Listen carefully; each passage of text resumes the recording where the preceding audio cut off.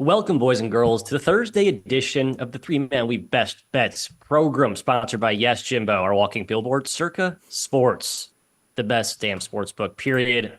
Our newest sponsor, proud partner. Support the sponsors, folks, and you can do that by doing what? Yes, signing up for a free getaway, Sweet 16 weekend with limo provided to and from airport at the best hotel during the best part of the tournament. Some people might say.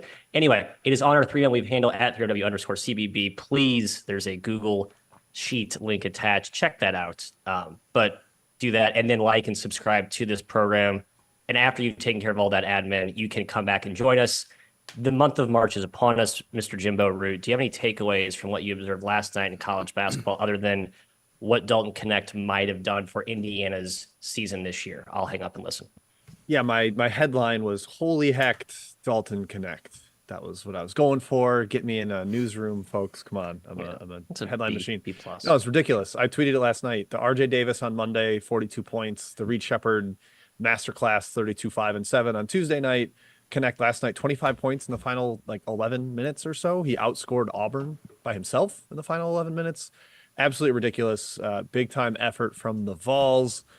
Kai Connect is incredible. I don't understand how he didn't average 40 at Northern Colorado. Yeah. Northern Colorado's offense is better this year without him. It doesn't. None of this stuff makes sense to me. Doesn't make a lot of sense, Jim. I also wrote down the Tennessee Rocks. I also wrote down see ya Butler, see ya Ole Miss, and see ya Texas A&M. Most likely those three teams are now on the outside. Now, I will say A&M has 5 or 6 Q1 wins. They could somehow still get in there. Hey, there's still some time left, guys. Don't worry if you're there. Also, thank goodness, Kyle Filipowski, he battled back from certain death and he played 30 minutes against Louisville. Man, phew. 30 minutes, Matt. He must have been pretty hurt to play 30 minutes. He had 4 fouls also, so probably would have played more. And if he was even a little bit banged up from that, Louisville's the game you rest him. And it's no, he's good enough to play against Louisville. He's not hurt. So yeah. Yes. I have a quick fun fact about our outline today too, before we go into it. Okay. 6 of the top 30 teams nationally in height are on the outline today. Wow. I'm going to be referring to size The quite big a boys. bit. Plus UCLA is 43rd. Nice. So yeah, a lot of tall teams, tall guards. Matthew, that's going to be a common theme for my thoughts today. Love it. Let's go right into it, Jim, featuring 2 of those giants battling on the West Coast. San Francisco is hosting Gonzaga in a WCC showdown. Tricky schedule spot here for the Zags. But the weird part about this game, not at home. Senior night for the Dons at the Chase Center. I guess that's a cool recruiting thing, but I'm I'd rather just play my senior night at a really cool, intimate gym against a really good team where you probably have a better home court advantage. Bill Russell's jersey hangs from those rafters. It's a very iconic place. I have been there.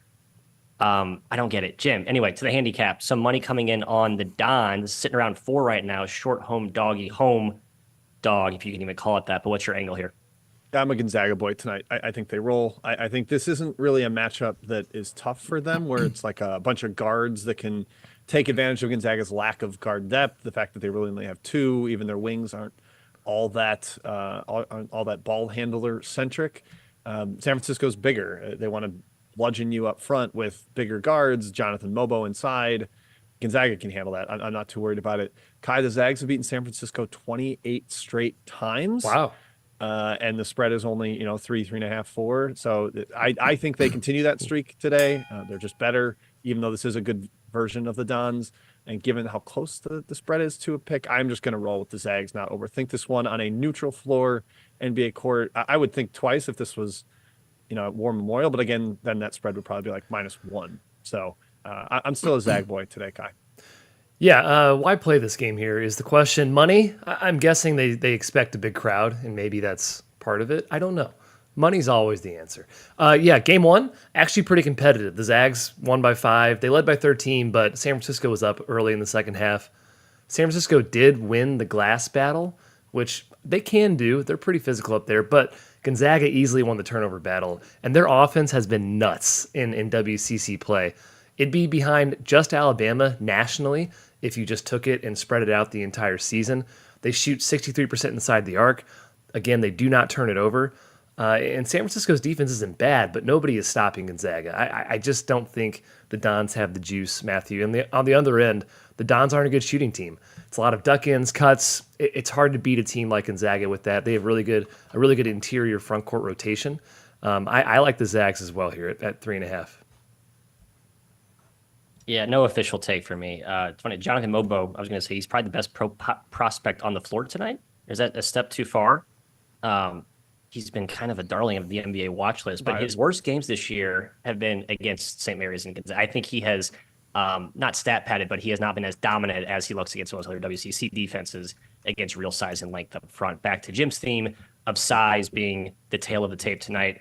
Let's go to mid-major country for game number 2. We're talking Hofstra at UNC Wilmington. Trask, the host for this one of the best home courts in the country, Kai. The Seahawks laying 4 at home. Like the story here is, while both teams are really good, UNC Wilmington's defense has been rather porous the last few games. TK Siddle has bemoaned that. Thoughts on this matchup? Yeah, you said one of the best home courts in the country. Just 3-4 against the spread this year at Trask. Only 7 home games against D1 competition. Yes, that's not a misprint. 6-1 straight up. They somehow lost to Elon a couple weeks ago at Trask, which was bizarre, bonkers. The winner of this one does break the tie for second in the Coastal, so obviously is important. Yeah, you mentioned UNC Wilmington's defense. Hofstra's defense has been pretty darn good in CAA play. They force turnovers. They're really tough in the paint. Now, you can't turn Wilmington over. They're the number 3 turnover rate team in the entire country. Pretty darn good, but they will force Wilmington to be jump shooters, and that's not their bread and butter. Sub 33% from 3 in league play. And Hofstra has excellent individual talent. Thomas is a star. Dubar has been awesome. Carlos, a very steady point guard.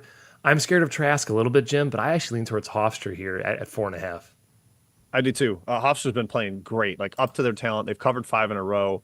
It's kind of like, oh, Claxton's figured it out a little bit. Potentially, maybe this is the second best team in the league. That crack that Wilmington showed at Trask really bugged me. Like, I just don't know how they ended up losing that game to Elon. Really shocking stuff there. Maybe you get a bounce back, like, all right, this is our first game in Trask since that embarrassment.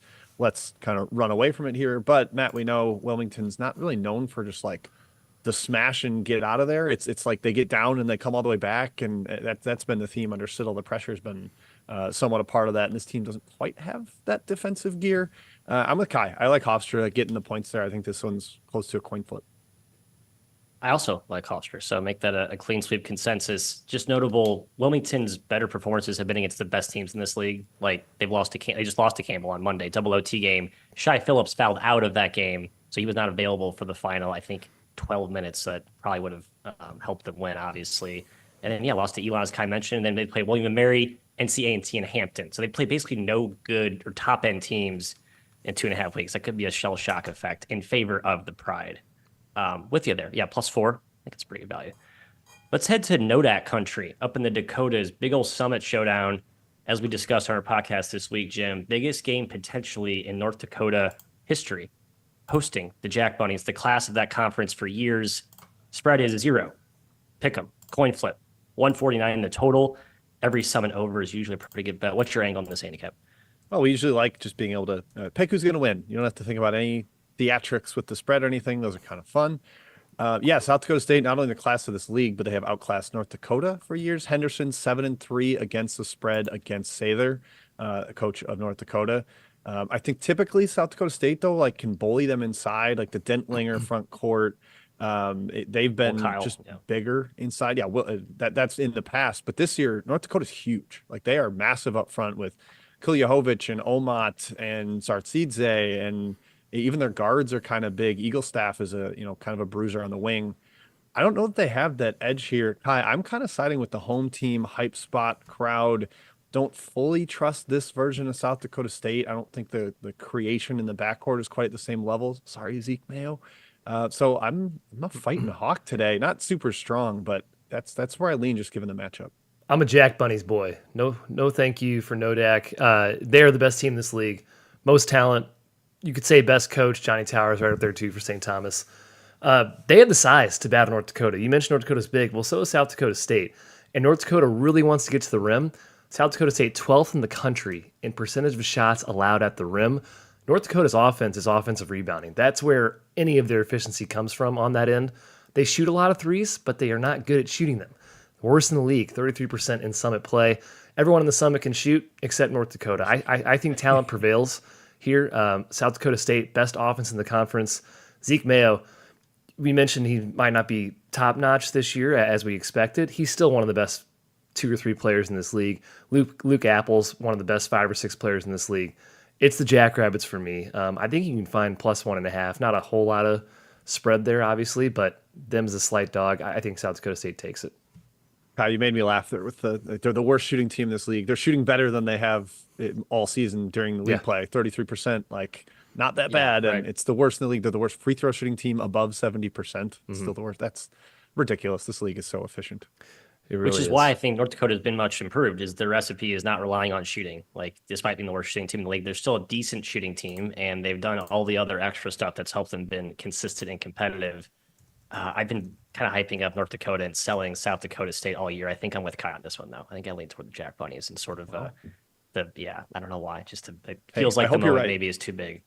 Jack Bunnies futures. Yeah. Jack Bunnies Summit future, I believe. Yeah, this would clinch it. They'd be up 2 with 1 to go. So go Jack Bunnies with my wallet, but my heart gut tells me North Dakota. Let's stay in Big Sky country, shall we? Eastern Washington hosting Montana, a doozy of a tilt tonight. Both teams, I think we thought would separate themselves from the pack here, but they've taken on some water lately. EWASH losers of 2 of their last 3, and Montana has won 3 in a row, but they've dropped some, I think, head scratchers in league play. I guess their first loss came to Weber State by 30, so there's certainly a revenge angle tonight for the Grizz. Kai, I'm very torn on this matchup. My gut tells me it's EWASH's game. Do I like the number? Do I like the price? -5.5 right now, total 155.5. I think it's a little too high, but I still lean toward EWASH. Yeah, EWASH, they clinched the title with a win. I think, I mean, it's almost given at this point. I think they have to lose out not to win the Big Sky. Montana, they are 12-3. Montana 10-5 with, I believe, so slight 2 games chance after tonight. Yep. Yeah. So EWASH's Big Sky dominance has been impressive. If you haven't been paying attention to this league, number 1 offense and defense in league play. The top 20 non-con strength of schedule clearly prepped them for this conference, for this battle of a league. Game 1, EWASH won by 13 on the road. Montana couldn't get anything against them. They couldn't stop them. That's pretty much the theme for most teams playing the Eagles in this conference. But one stat that stuck out, EWASH shot 34 free throws in that game, and they might again. Montana fouls a lot. EWASH highest free throw rate in the league, also the highest three-point attempt rate. That's an action Montana actually does well to take away. However, if you're going to overly aggressively take away the three-point line, it's really hard not to foul once that initial penetration is broken. So it's kind of pick your poison versus this EWASH team. I just don't think Montana matches up well with it. And if EWASH goes to their zone, Jim, Montana does have the shooters. I just think they're not built for playing against zones. Their zone offense this year has been pretty poor per synergy this season. It's an EWASH lean for me. Matt, you said 5.5. I thought I saw some 4.5 out there pre-show. If that's still out there, I tend to lean towards EWASH. It's all 5.5 now. Yeah, all it's 5.5 now. gone. Yeah, See ya. Changed. Yep. Yeah, I'm still lean Eastern Washington, but yeah, up over 5.5. That's a little dicier. Kai, I like the matchup, the stuff you're talking about. I mean, Eastern Washington is just like mismatch central in this league. Talked about size. They're playing a bunch of 6'6" guards, wings. The teams have a real problem guarding. They can invert the floor with their bigs that can shoot. So suddenly you've got Casey Jones on the block, Cedric Howard on the block against like 6'2" guards, and teams just can't handle that. That's where a lot of the fouling comes from. A lot of the efficient 2-point percentage comes from. It's just a big size advantage, and that plays up against Montana. Matthew, they have covered 7 of the last 8 against Montana. Yeah, the Riley and Hayford, or not Hayford. Was Hayford before? Leggins, excuse me. Leggins, and then right, yeah. But all of that is against Secure, the current Montana coach. I think that system and matchup edge translates. 5.5 again, kind of dicey number, but I do lean EWASH. Yeah, even DeCure mentions like every radio show, coach's show, he talks about how matchups are so unique in this league, and that he really feels like there's a trend to the teams that they have success going back multiple years and the teams they struggle against. I think you've seen the last 2 years the blueprint pretty clearly in EWASH's favor against Montana. It's more of a traditional team. So yeah, I kind of like EWASH. Again, I would prefer to get 5 4.5, but not an option. What is an option is chat mob round one. In fact, it's actually a mandatory requirement of this show. Kai, the czar, you are up. Yes, sir. Let's start with Michael Zhang. Go to Jim for a whack matchup. Tarleton at Utah Tech. The Texans have been red hot.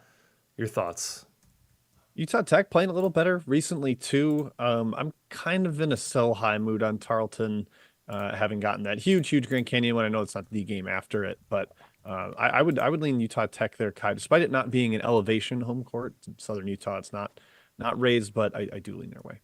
Only All right. 4 felt low. That was my it is low. It's up to 4. I think it was 3 then, I believe. So Tarleton taking a bit of money. From Pat, Matthew, Sacred Heart at Stonehill. Yes, you get an extra board game. Sacred Heart laying 3.5, 4.5 out there on the road. Stonehill zone, you got to think in for some of Sacred Heart's transition stuff. So it does feel a little bit low to me. I kind of like taking the short road favorite in a league where home court is nothing. But Stonehill's home court, I think, has actually been pretty valuable this year because it's their first year in the league. Not exactly like in that New York cluster of schools. Second. Thank you. Still, I think they've been a little bit better at home, I think. Jim, I think we did talk about this game on BBOC. From Michael again.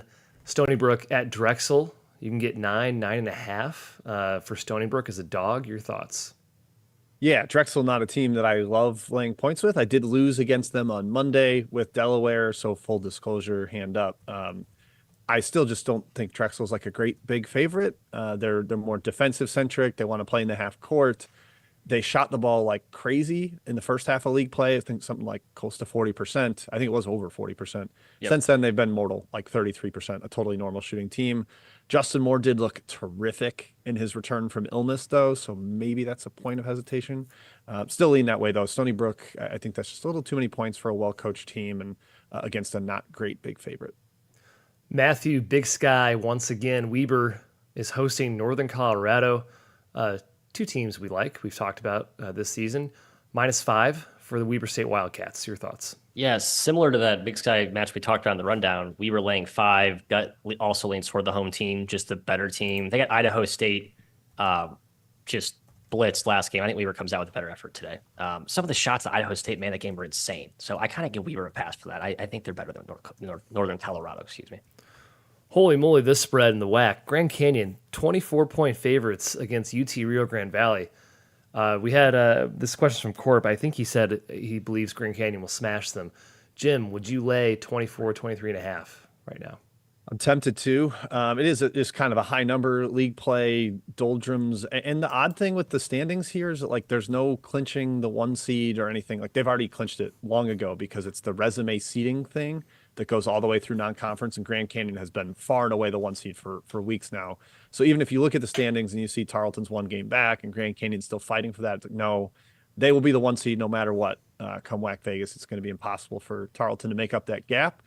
So maybe that hurts the incentive to really go all the way nuts and smash, but they did have the 2 losses on the Texas trip. It could be a get right blowout game at home. I would still lean Grand Canyon. It's just tough with a spread that big. I laid it. No, Jimmy, just trust it. You're right. I think it's a blowout. Okay. I did. Okay, Matthew, a couple guys asking about Rutgers and Michigan.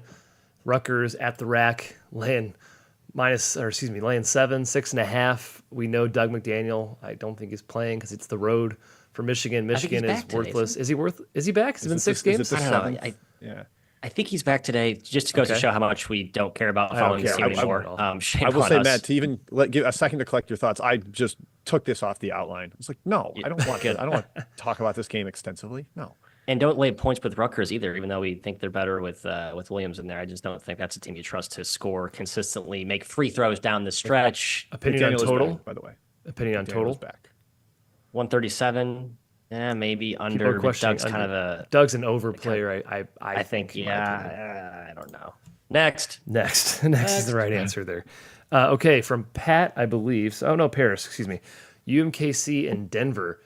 Denver laying 3.5, 3 in the Summit Gym. Their offense rocks. UMKC, though, has been playing a lot better in conference play. It feels like the second time people seeing Denver, the offense has been like, oh, okay, we at least are not totally blitzed by this. Matt, you bring it up all the time. They hired a Cornell assistant in the offseason. The up-tempo stuff has really given people problems. Great 2-point percentage. but Tommy Bruner's the best player on the floor. UMKC is really good at home. This was not a game This is I Denver, had a at Denver, strong at opinion Denver. on. Yeah, sorry. So they're worse on the road Yeah. and going to altitude, but just not a game I had a strong opinion on, unfortunately. I like the Roos not in this spot. Sorry, go ahead. Okay, no, that's all right. From Matthew, I actually have an opinion on this one. Irvine and CSUN, Cal State Northridge. I like the over in this game. I think it's actually on the move a little bit here, so if you can catch it now. 152.5 at Circa. Our Yeah, sponsor. if you can find, 152 probably is what I see it a little bit out there in the market. I won't say the books, but it might be out there. Lean towards the over in that game. Sidewise, I don't have one. Irvine's been amazing this season. Incredible, like the best they've ever been under Russell Turner, which is not what I expected preseason. Okay, Jim, New Hampshire and Albany, specifically a question about the total, an over lean in the chat. Oh, you agree? Yeah, these are just over teams to me in my head. They love to run, a lot of guards. Just coming into the year, I thought Albany was going to be an over team, and then Nathan Davis has made New Hampshire fairly heavy over as well. I think it's just kind of a snowball effect with both these teams wanting to get out and run. I agree with that. I'm going back to you for another America East total question from Helms. Bryant and UMass Lowell, he's asking about the under in this game. I guess I don't mind that. It doesn't seem like Coulibaly's been himself really, but UMass Lowell still wants to play through the paint. It's tough because that gym is so small. I feel like it's a perfect shooting background. Like the walls are right behind the hoops. Mm-hmm. But Bryant's been an awesome defensive team in league play. Like you can't score at the rim against them.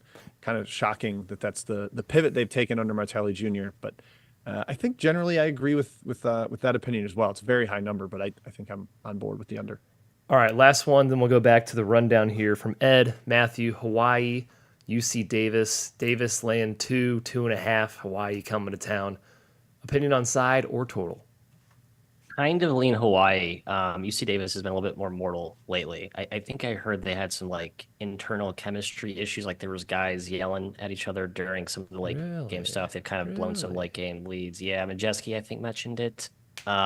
Pepper, Kai, your boy, and I think Adebayo or someone else or Rochak were. So I don't know. I don't like this UC Davis team right now. I just don't. Putting them aside, kind of a slight fade for me. I kind of lean toward my bows. All right, back to the rundown, Matt. You can take it over from here. We'll get to the rest of the questions in Chat Mob Part 2. Before we discuss Nebraska at Ohio State, you are obligated to hit the like button right now. Okay, thank you for doing so. Jim, Ohio State. Mr. Diebler, the interim resurrector, the phoenix from the ashes. Is Ohio State back? Question mark. The market seems to think so. They bet him up from 2.5 to 3.5 against Nebraska, who has not been as good away from Nebraska. They've been fine, but they've been like a top 10 team at home. So I kind of like the Ohio State angle here. Yeah, we do say defense travels, right? And can you guys tell me what Nebraska ranks on defense since January 30th? Ooh, no. Second. First. Wow, really? Number one in the entire country. Opponents are shooting like 29% from three, so there is some positive luck in that, but it's not like it's 22% and completely absurd shooting splits. They've been defending their tails off, which, you'd think that makes them a little bit better on the road. And they did get finally got a road win at Indiana recently, but I still do lean Ohio State. I think they have rallied around the Diebler interim status and just kind of like a refreshing, all right, this is a restart. We're not stuck in the same rut that we have been in under Holtman. And look, Big Ten home teams went 0-2 against the spread last night, so it's down to 65 and 51. But I still do tend to lean that way, especially given that Nebraska has shown stark home road splits. So Buckeyes for me there, Matthew. Yeah, those splits, 14-4 against the spread at home, 3-6 against the spread on the road. A little bit of a difference there. And yeah, Diebler, man, you beat Purdue. You won at Sparty. Okay, Ohio State, a little bit of a extra boost right now. And Nebraska's pretty safe for the dance. A win here would nail it home. I think they're still good even if they lose. Game 1, Nebraska smoked Ohio State, and they were without Juwan Gary, who, by the way, has been very good lately. 17 points per game over his last 3 games. Juwan Gary, man, he's the dude. However, the Huskers were also 14 for 27 from 3 in that first game. They can definitely do that. Tominaga is for real, shooting from wherever he wants. And the shooting gods have not been kind to Ohio State this season, allowing nearly 40% from 3 in Big Ten play. Perhaps, Matthew, the gods look kindly on them at home tonight against Nebraska team that struggles on the road. I actually lean towards Ohio State in this game, but I agree 3.5 is no bargain. Yeah, bad karma for Chris Holtman. Like, get just even average variance there, and maybe you're not you're still employed right now. But anyway, Diebler reaping some of the benefits of that regression for sure. I think Majeski's talked about that too. Also, final note here: Jamison Battle, I believe, is supposed to play tonight. He was dicey last game. I believe the report is that he should be playing tonight. The market could also be betting Ohio State because of that. Yeah, also heavy over care. player. He can't defend, and he's a great shooter. And if he he's can out, shoot the crap I out like of the it, under. All right, we're heading back west. Washington hosting UCLA. Bruins, horrid weekend last weekend. Mick Cronin was about ready to set the press room on fire. They're catching 3 here tonight, Jim, or some money coming in on the Bruins at what's it called, the American Airlines Center? What's the Alaska it's a cool Airlines. gym. Alaska Airlines. Thank you. I love that gym. I have no idea what to make of Washington. It's like the one team. I guess it's the team I always can't figure out, but the same holds true this year. Not healthy, as are many Pac-12 teams. This is a very easy stay away for me. Oh, interesting. I'm not saying I like UCLA here. Yeah, Matt, we love that arena because the camera's so low. It's a great angle. You're like there. you feel like Yeah. you're in the student section watching that game. It's too low for some people, not for me. I love it.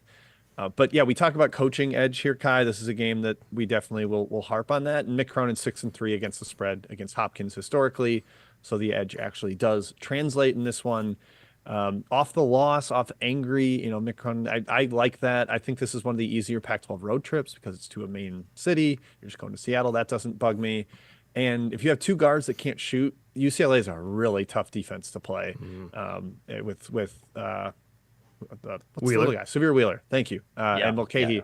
Yeah, those guys aren't really going to stretch the defense. UCLA's big inside. They're one of those top 45 biggest teams in the country. I think UCLA bounces back with a win on the road here, Kai. Pac-12 is sad. There's a theme, though, these next 3 games. It's really good coach against coach I don't think is very good. So maybe just go with the better coach here. Neither team here has an at-large chance. UCLA can get a top 4 seed in the Pac-12 tourney. That's something. I believe the top 4 get a bye in that format. I have to double-check my Pac-12 tournament format. Yeah, the bye to the quarterfinals. Yep. Yeah, UCLA, game 1, they shut down Washington. 19 turnovers forced them to go 6 for 25 from 3 to Jim's point. Washington's guards, not great. UCLA clearly does it with defense. Adem Bona has been incredible defensively, a human eraser inside. There's talks of him being in the conversation for Defensive Player of the Year in the country. And like I said, Washington just not very well coached. Definitely underperforming a talented roster. They're still using 2-3 a little bit. Not a bad move against the Bruins, who cannot shoot. Maybe it slows Mac down. Maybe it takes Bono away, but it leaves the glass pretty vulnerable, obviously, against a UCLA team that really their main offense is just scrapping and getting loose balls. I'll go with coaching. I'll lean towards UCLA here at 3. Yeah, this is one another Ken Palm discrepancy. Ken Palm has it 6. Market clearly not buying that. You guys talked about reasons why it's probably adjusted, but man, I'd like to be catching like 4 or 5 with UCLA. I just worried about the fragility of that team coming out of that last weekend disaster effort. But we stay in Pac-12 country. We actually head up to the mountaintop, Kai, where Utah will be hosting Stanford in seek of both some revenge, but more importantly, a absolutely gotta have it win. As they continue to chase down and at-large hopes. I don't know, at this point, have they completely dwindled, or is Utah still? Utah's in the mix still. They're still in the mix. Still in the mix. Got to have this one dicey. tonight. Big number. Yeah. Big number. But, I'm sure Jim will have the stats about what Colorado and Utah are at home this year. Market knows what it is. It's up to 8.5, open 7. Kai, your thoughts? Utah's 8-6 against the spread at home this year. You rat! How dare you take my stats? Nice, swag you got it. Yeah, they usually get a big bump for home court advantage. I'm not sure that's a factor with the line. I think the line's adjusted for it. Yeah, they pretty much need to win out to make the dance. It wouldn't hurt to win by a lot. Craig Smith, it is Craig Smith against Jared Haas, so advantage Craig Smith. I'm referring to all the first matchups in these games. Stanford, they won game 1. Both teams shot the lights out, but Utah 4 for 12 from the free throw line. Yikes. It's got to be better if the Utes want to come away with a win here.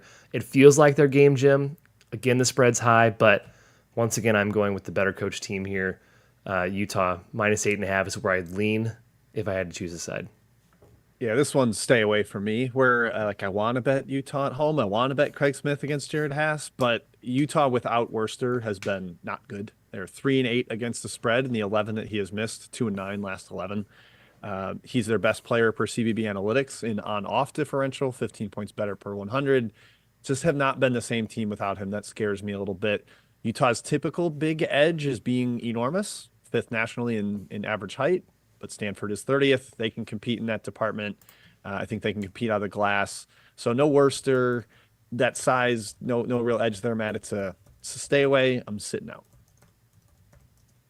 I actually took Utah. I don't know, 8.5. I'd like to catch 8. I think the market's adjusted for it, but you look at KenPom, it's around 8-9. I know there's some injuries that have inflated or that should be probably factored into that aren't with Utah, but I think they've kind of played enough with the guys they haven't now that I think they have some continuity. And Stanford, I still smell a rat there. I think Stanford's always due for just a disaster effort in random spots. I'm hoping I get that tonight. So I need the real tree to show up or ball down in my favor. And finally, heavy Pac-12 night tonight. Love to see it, Jimbo. We're going to you again. We'll let Kai round up the rest of the Czar questions. Washington State, the Fighting Gatorades, and Kyle Smith are hosting USC, who has been playing better. Mr. M. Hill will give credit where credit's due, laying a touchdown. Any thoughts on this one? Just stay away from me. This is the ultimate battle of gigantic teams. Wazoo, number 1 in the entire country. They play one guy smaller than 6'7". That's Miles Rice. He's probably their best player. But it's like a bunch of giants orbiting around one guard who's creating everything. And then the other side, you have USC, who's number 7 in height. They're huge too, big guards. We lamented the fact that they only had like 2 or 3 and thought they might play zone this year. Enfield hasn't mixed that in a ton. But first game, Kai, no Josh Morgan, the best defensive big on USC's roster. I think getting him back in helps against such a gigantic front line. Although he's very foul prone, like he played 8 minutes last game because of foul trouble, potentially could be an issue on the road with the way Wazoo attacks the rim. This is another big coaching edge, but the ATS split's actually not, it's like even, like 5-4 one way. I'm not going to say there's any sort of edge on that. So despite all of that, and I mean, Wazoo has a lot to play for still. If Arizona drops 1, they win the Pac-12. Mm-hmm. So they got some to play for, but Kai, I'm not betting this game. I can't find the right side. KenPom's got Florida State as the tallest team right now, Jim. Wazoo 2. I hate to break it to you. I know. That literally must have changed like yesterday. It's like the exact same height. It's like the exact same height. Third straight, maybe just go with the coach game here. Jim mentioned the motivation angles. If you were into that sort of thing, Wazoo could technically still win the Pac-12 this season. USC's done. I think they've been done.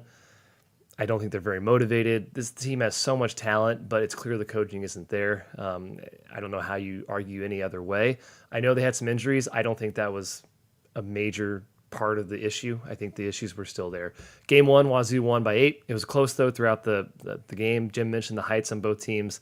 But USC is weirdly awful on the glass, and this kind of speaks to coaching. They gamble a lot. Number 1 block rate in the country, but they gamble. They gamble and they leave the glass wide open for Wazoo. They're going to eat them alive if they do that against the Cougars. I lean Wazoo here. The spread is pretty big, 6.5. That's probably about right. Again, if forced, would lean Wazoo, Matthew. I get to be step away. They're number 17 nationally in block rate. They're number 1. Number 1 in Pac-12. Excuse me. Yeah, I just looked it up. Wazoo played 6'3" Isaiah Watts 16 minutes last game. I think that ruined their number 1 title in height. How dare they? What are you doing, Kyle? I like Wazoo.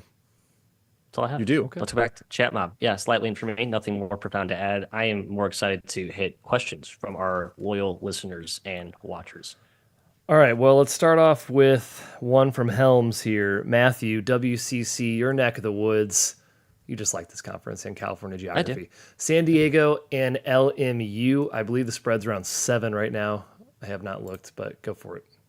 Yeah, pass. LMU, I think they're still banged up. San Diego, here's a fun tip. Wayne McKinney got hurt last game. Kind of matters for that team. So I think the market hasn't seen that yet, or maybe doesn't care. I don't know. I think LMU could be a good bet if he's out. I think he's a pretty important piece. I think the market has reacted to that already, Matt. It's up at half. It's Maybe 7.5 right now. I don't think that was. Okay. Yeah, I think that's maybe baked in, but you have to see what the opener was. KenPom was. Okay, from Paris. Hey, why not, Jim? Let's go back to the America East for a total question. UMBC, NJIT. Over. UMBC's overs, of course, are always fun, but the totals are usually pretty high. I think this one's probably in the 160s. Yeah, they were Oh, over machine in the 151 actually. non-con. Never mind, it's lower. Over machine in the non-con. NJIT, the young guards have played better. Matt, I know you love talking about how young they are, but they have actually trended up. They had that incredible weekend sequence where they beat Vermont and UMass Lowell back to back. I was like, whoa, have they figured it out? No, they haven't really figured it out. But yeah, I guess they could get points. UMBC, big time up and down team. Not as I like the other two America East totals more than this one. Hey, Bill Meyer, tall. True to our show's theme today as well. He is tall. Coach. Hi, back to you. Matthew, Big West. UC San Diego still has a chance to win the Big West. They are laying 6 on the road at Bakersfield. Your thoughts here? Yeah, feels like a tricky spot. Bakersfield can sometimes be that bear trap just with how weird they are and how disorganized they are. But I still think it's actually too short. I think the Tritons are still motivated because they have that outright title to chase. I think they lay the wood tonight. Wow, how about that? You think they lay the wood? UC do. San Diego, the Tritons, as you say. They impale the runners. Jim from Ed, Little Rock is on a roll in the OVC, 10-1 in their last 11 games. They are hosting Tennessee State, and they're laying 8.5.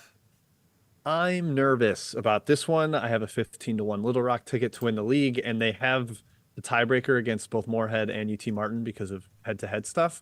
So I am hoping they're able to win out as 8.5-point favorites, and then should be double-digit favorites in the last game.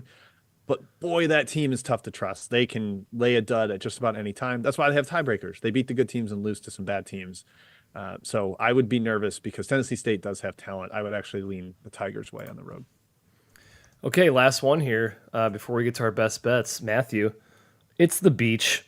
It's Fullerton. Long Beach State laying 8.5 against Cal State Fullerton. Your thoughts? Injury concerns loom large here. Marcus Tishonis. I never say his name right. That's not how you say it. Sahonis? Sahonis. I think so. He's very important to this team. I know injuries don't matter, but we say they don't matter until they do. Not sure if he's playing tonight. I actually like Foley. I don't really care who plays, honestly. All that aside, I think Foley's going to be a little feisty dog in a, what is that, like a pretty short road trip from Long Beach or from Fullerton to the beach. I wouldn't know. You're the California geography guy. Yeah, well, the Long Beach is South Bay-ish, and Fullerton's up there. It's an easy travel. So Diedrich Taylor's got the boys ready to go tonight. Okay, hey, that does it for Chat Mob. Let's head into best bets. Matthew, kick us off. I'm going to change the little rundown and mark the timestamp, and it's all you. Best bets tonight. I am looking at Tennessee Tech. I know, going to the OVC, which is a very unreliable conference, but I think catching 10 at UT Martin is way too many. Both teams playing better. Just think Tech, with that momentum, can cover 10, make this kind of an ugly who the heck knows type of result in the OVC, in which should favor the dog. I also like Grand Canyon, as we teased earlier. I'm going to make that an official play. I think they lay the absolute wood to the Vaqueros, which are the walking wounded, the riding wounded at this point, minus 23.5 per Circa, our fine sponsors. So I'll leave it at 2 for now. I'd like to win a couple bets tonight. My God, I'm so sick of losing best bets on this program. Jim. I'm going with 3, Matt. I couldn't pare it down. 3 games we have not talked Spray about the board. yet. Matt, your Camels. I was surprised you weren't interested in Camels. Roll I know Hawks. they've got a little bit of a rest disadvantage because they had a big win Monday. Right. And they're facing Charleston, who can clinch the outright title. But I think those teams in the game where they can clinch have shown a little bit of nerves. Saw it yesterday with High Point blowing a big lead. Eastern Kentucky could have clinched, and they lost at Austin Peay. 15.5 points with Campbell. You know, I think the way they play as a big dog, the Princeton style stuff, it's a decent spread there. Now going against that angle, I did bet them, just full disclosure, just not a best bet for me. So good for you. Roll Hawks. Going against that angle, St. Mary's can clinch the WCC outright. I'm going to take them minus 15.5 against Pepperdine. They have destroyed the bottom of this league. The Peas, the Pacific, the Portland, the Pepperdine. I think they continue to do so. They've covered 4 in a row against Pepperdine. I will take Randy Bennett against Lorenzo Romar just about any day, and that includes today. So there's 2. Last one, Kai, an extra board total. Wagner and Lemoyne under 132.5. Slow game. Wagner is a big-time under team. First game between these two had 63 possessions. Went over this number because Wagner had the best shooting performance of their entire season. I do not anticipate that happening again. I think the Wagner 7, the only scholarship guys they've got left, slow this down and turn it into a slog. There's my 3. All right. Hey, I'm going to stick with the Charleston-Campbell game, but I'm taking the over, fellas, in this game. Campbell's been playing a lot faster in coastal play. Game 1, had 70 possessions. I expect this one to have about 70 possessions. Campbell cannot stop Charleston. 1.3 points per possession in game one. I don't think that's an aberration. And I think Campbell, the way they've been playing, getting more up and down, sets up for a good over bet in this one. So 154.5 is where I'm going on the over in that game. Matthew, close us out. Plug Circa. Do your thing. Well, yeah, thank you, Circa, for your sponsorship. And more importantly, thank yourselves, treat yourselves, signing up, get in the mix, get in the raffle. Free stay, Sweet 16, that's sorry, I'm getting the exact dates here. That's the 28th through the 31st, I think, if my calendar serves correct. It's also opening weekend of MLB for people that are wanting to bet on other sports too and excited about that. So, yeah, Matt, I know you love that baseball. Don't bet that sport. That sport is an absolute disaster to bet. But yes, they Circa offers great lines for MLB, by the way, very cheap prices, as they do for many other sports. Another reason why you should sign up and join that raffle pool. From us, that's all we have. We'll be back Saturday, I believe, at 11 a.m. Eastern. I'm Ron Burgundy. Perfect. We'll see you back then. Yep. 10 a.m. Central, whatever time zone you prefer. Until then, good luck, and may the 3-point variance